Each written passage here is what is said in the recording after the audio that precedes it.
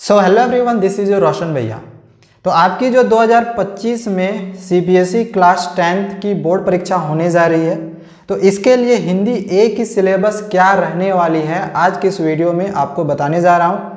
And ना सिर्फ syllabus के साथ साथ आपकी ब्लूप्रिंट क्या रहेगी, क्वेश्चन पेपर का पैटर्न क्या रहने वाला है, तो इन सब चीज़ों के बारे में भी आपको पता चल जाएगा। तो वीडियो को आप पूरा शुरू से लास्ट तक देखते रहना। एंड देखो, अभी ये प्रॉब्लम आ रही है ना कि अगर आप सीबीएसई के वेबसाइट से हिंदी ए की सिलेबस को या हिंदी बी की सिलेबस को डाउनलोड करने की कोशिश करते हो तो अभी एक एरर आ रहा होगा। मे बी कि इन फ्यूचर में वो एरर ठीक हो जाए, लेकिन फिलहाल आज 23 मार्च है एंड इस समय आपको वो एरर दिखाई दे रहा होगा। तो मुझे ये जो सिलेबस है ये स्कूलों की तरफ से मिल गई है, तो इसी वजह से मैं आपको ये सिलेबस जो है दिखा पा रहा हूँ। तो ये आपकी 2025 की सिलेबस है एंड यही क्वेश्चन आपके 2025 बोर्ड एग्जामिनेशंस में इसी सिलेबस के अकॉर्डिंग ही क्वेश्चंस पूछे जाएंगे। ठीक है, तो सिलेबस के साथ साथ आपको ब्लूप्रिंट और क्वेश्चन पैटर्न भी बताते जाऊँगा। चलो मैं यहाँ पे शुरू करता हूँ। सबसे पहले मैं यहाँ पे आपको थोड़ा सा क्वेश्चन का जो पैटर्न है आपका 2025 बोर्ड परीक्षा का, वो आपको सबसे पहले बता दे रहा हूँ। देखो, सबसे पहले आप लोग का एक अपठित गद्यांश दिया हुआ रहेगा और एक अपठित काव्यांश भी रहेगा। एंड यहाँ से आपके 10 मार्क्स के क्वेश्चन आएंगे। ये आपका 5 मार्क्स का रहेगा एंड ये भी 5 मार्क्स का रहेगा। एंड दोनों ही ये एमसीक्यू में रहेगा, ये भी एमसीक्यू में रहेगा एंड ये भी एमसीक्यू में रहेगा, यानी 4 ऑप्शन दिए हुए रहेंगे। इसके बाद जो व्याकरण का आपका पोर्शन रहेगा, इसमें से आपके एग्जामिनेशंस में 16 मार्क्स का क्वेश्चन पूछा जाएगा। आगे मैं आपको बताऊंगा कि आपके व्याकरण की पोर्शन क्या क्या है। एंड ये जो 16 मार्क्स का क्वेश्चन रहेगा ना, सारे के सारे एमसीक्यू में रहेंगे। ठीक है, यानी इसमें भी आपको 4 ऑप्शन मिल जाएगा। इसके बाद आपकी जो हिंदी की पाठ्य पुस्तक है, तो एक आपका पाठ्य पुस्तक क्षितिज चल रहा होगा, दूसरा आपका चलेगा कृतिका। क्षितिज से एग्जामिनेशंस में 26 नंबर का क्वेश्चन आएगा एंड कृतिका से 8 मार्क्स का क्वेश्चन पूछा जाएगा। दोनों से मिला के 34 मार्क्स का क्वेश्चन पूछा जाएगा। तो आपको यहाँ पे एक चीज़ समझ में आ रहा होगा कि आपके लिए ज़्यादा इंपॉर्टेंट किताब कौन सी है, क्षितिज, क्योंकि इसमें ज़्यादा मार्क्स का क्वेश्चन आपके एग्जामिनेशंस में दिया जाएगा। वहीं जो आपका लेखन रहेगा, इसमें टोटल आपके 4 क्वेश्चन रहेंगे।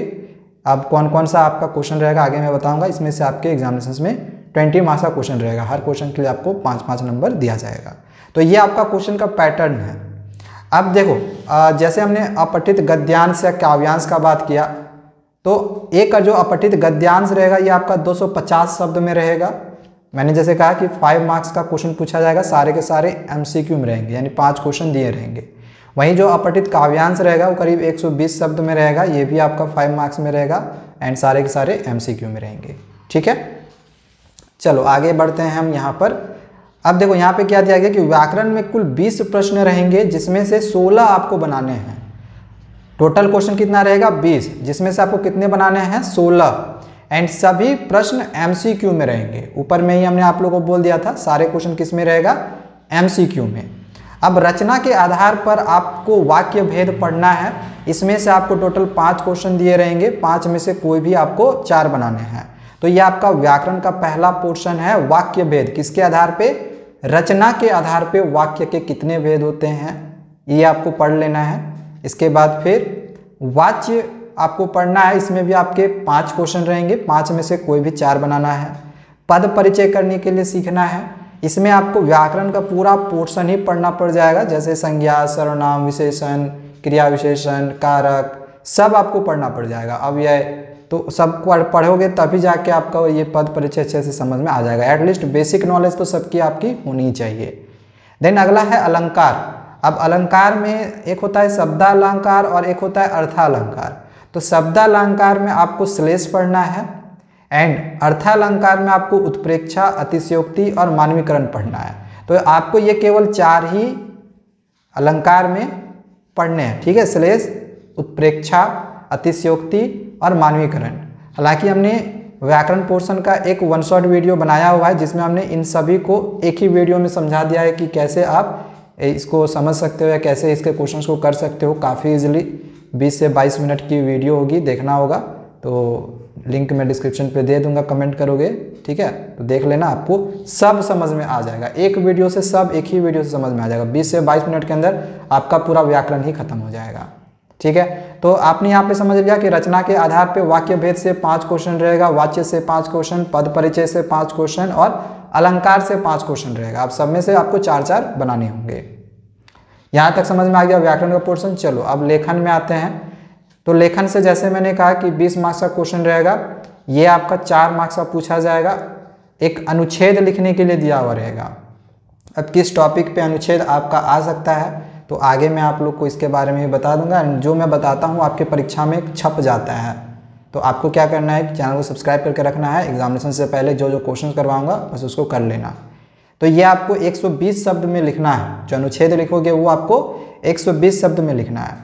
दूसरा आपका एक पत्र लिखने के लिए रहता है, तो ये पत्र एक औपचारिक और एक अनौपचारिक दो रहेगा। देखो अनुच्छेद में यहाँ पे हमें 3 ऑप्शन दिए हुए रहते हैं, तीनों में से कोई एक पर हमें अनुच्छेद लिखना रहता है। जो पत्र रहेगा इसमें भी 2 करके रहेगा, मतलब एक अथवा करके रहेगा। तो ऊपर वाला आता है ऊपर वाला करो, नीचे आता है तो नीचे करो, मतलब एक औपचारिक रहेगा एक अनौपचारिक रहेगा। अब ये औपचारिक पत्र अनौपचारिक पत्र क्या है उतना ज़्यादा दिमाग मत लगाओ, सिंपली जैसे हम पत्र लिखते हैं वैसे समझ लो। पत्र लिखने के लिए किसी के पास भी आएगा तो वो हमको लिखना होगा, ठीक है। एंड एक क्वेश्चन आपका 80 शब्द में लिखने के लिए आता है, या तो संवृत लेखन लिखो या तो ईमेल लेखन लिखो, आपको जो अच्छा लगता है। मेरे लिए ज़्यादा सही लगता है कि आप ईमेल लेखन लिखो, ये आपको अच्छा मार्क्स दिलाता है, इसमें आपको 5 मार्क्स फुल मिल जाएगा, ठीक है। हालांकि संवृत लेखन में भी मिलता है बट ये थोड़ा सा हम लोग के लिए बड़ा हो जाता है, तो 5 मार्क्स का तो क्वेश्चन ही है, उतना बड़ा क्यों लिखने जाएं, ठीक है। सब सारा 5 मार्क्स का है, ये आपको 80 वर्ड में ही लिखना है। एंड 40 शब्द में आपको एक विज्ञापन लिखना है। एंड विज्ञापन के साथ साथ एक हमें संदेश लेखन भी आता है, तो या तो आप विज्ञापन लिखो या तो फिर संदेश लिखो, दोनों में से कोई एक लिखो। संदेश या फिर बधाई पत्र, बधाई संदेश या इसी तरह से रहता है, संदेश टाइप में रहता है, जो पद बधाई से रिलेटेड हो या किसी और चीज़ से रिलेटेड। तो मुझे ज़्यादा अच्छा लगता है कि विज्ञापन लिख लो, इसमें आपको मार्क्स फुल मिल जाते हैं, ठीक है, और ये आसान भी होता है। तो ये आपका लेखन का जो सिलेबस है वो हमने आपको यहाँ पे बता दिया। किसी तरह कोई कन्फ्यूजन होगा ना कमेंट जरूर करना, ठीक है, आपको मैं आगे इसके बारे में भी लेके और अच्छे से बताऊँगा।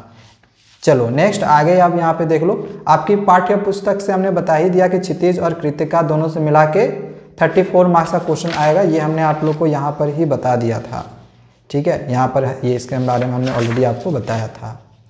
अच्छा, अब अगर आपके किताब में, अगर आपके पास पुरानी किताब हो चाहे नई किताब हो, लेकिन अगर आपको दिख जाए ये सब चैप्टर्स तो ये आपको नहीं पढ़ना। यहाँ पे लिखा है देखो, इन पाठों से प्रश्न नहीं पूछे जाएंगे। कौन सा पाठ? तो क्षितिज से आपका जो काव्य खंड है उसमें देव, ये आपको नहीं पढ़ना है, देव का सवैया। फिर गिरजा कुमार माथुर का एक छाया मत छूना एक चैप्टर है, वो आपको नहीं पढ़ना है। फिर ऋतु राज का एक कन्यादान एक चैप्टर होगा, ये आपको नहीं पढ़ना है। ये 3 चैप्टर आपको क्षितिज से नहीं पढ़ने हैं। अगर होगा तो मत पढ़ना, नहीं होगा तो बहुत अच्छी बात है, ठीक, कोई दिक्कत ही नहीं है, देख लेना अपना हिंदी की किताब।